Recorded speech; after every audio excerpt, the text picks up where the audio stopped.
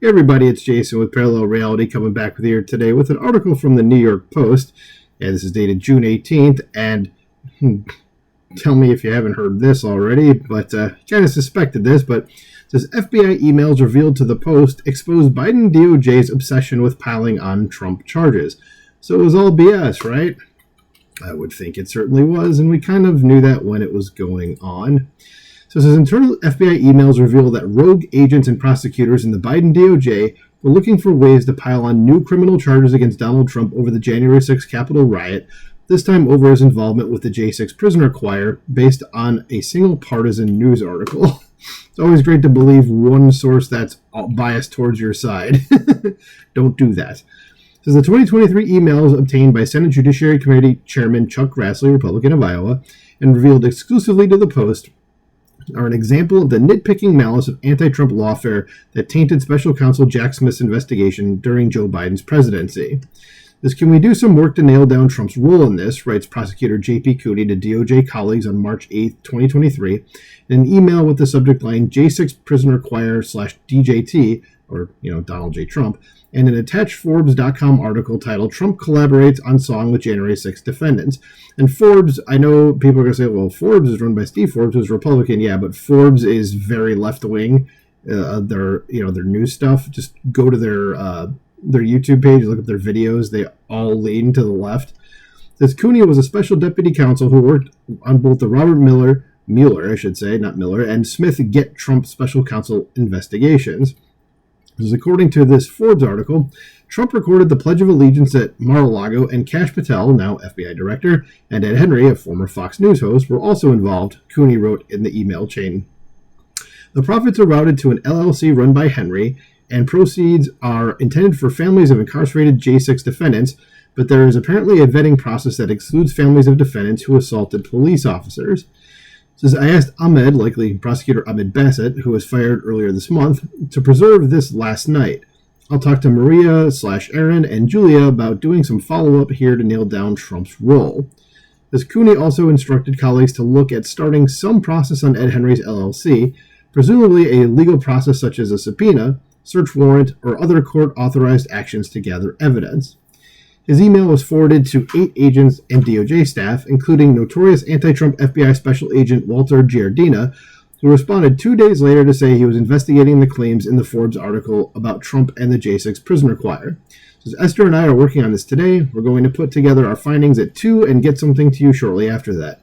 So some journalists wrote one article by like it said earlier in this article, a highly partisan source, being the Forbes article, and that was enough to make an attorney just go, we're going to investigate those claims. Like, maybe you should talk to the reporter and find out, where they got their information from and determine from there if it needs investigating, instead of just going, oh, it happened in a newspaper. It's not as if, there's a lot of newspapers out there that have a kind of a history, hello, New York Times and Washington Post, of just lying about stuff.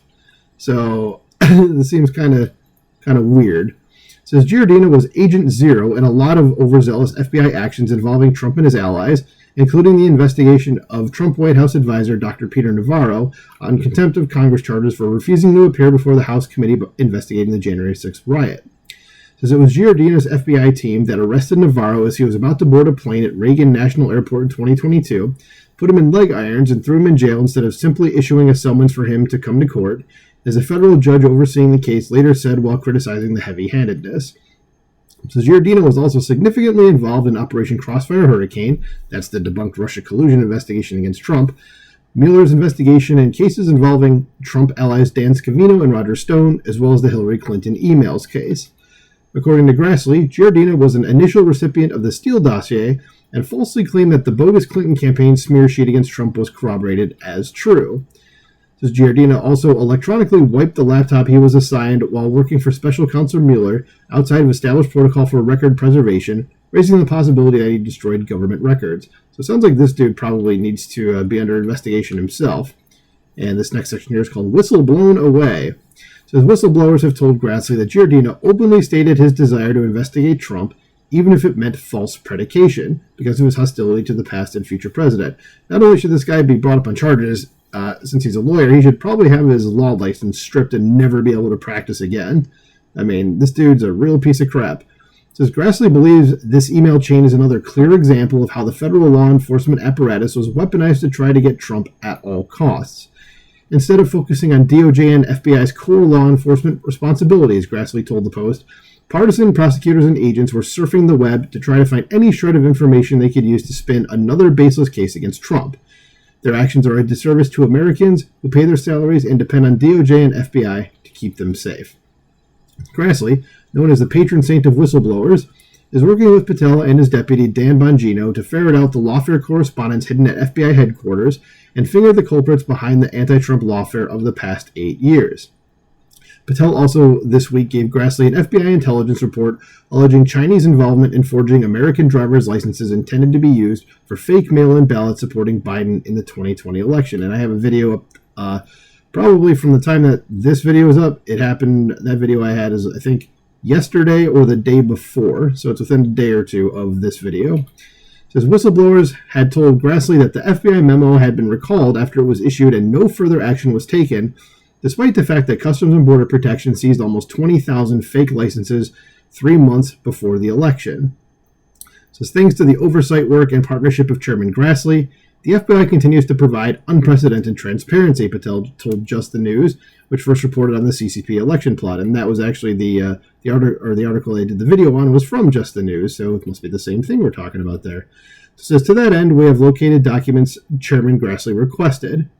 My investigative work won't rest, Grassley told the Senate on Wednesday. There will be much more coming from this senator. It says, among the charges that Smith, Cooney, Giardina, and pals were trying to drum up against Trump over his conduct on January 6, 2021, were conspiracy to defraud the U.S., obstruction of an official proceeding, and potential violations of the Insurrection Act. It says ultimately they failed, and good. As Trump comprehensively won the 2024 election, Smith was forced to drop the January 6 and Mar-a-Lago cases against him, and Trump fired his team, targeted their law firms, and pardoned every January 6 defendant. Yeah, that's called revenge, and good, because that's exactly what should have been done. Now strip their law licenses because this is conduct unbecoming of a lawyer. Like, you're supposed to be a lawyer, not supposed to just drum up charges against people. So let's take a look at what this caption says here. Okay. But anyway, yeah, that's not a big deal. Anyway, so yeah, that's it. So again, more lawfare against Trump. And, there's still people out there that believe all the stuff that happened against Trump was totally legit. Nope, totally drummed up. So let me know what you think about this in the comments below. Please like, share, and subscribe, and I'll talk to you soon. Bye.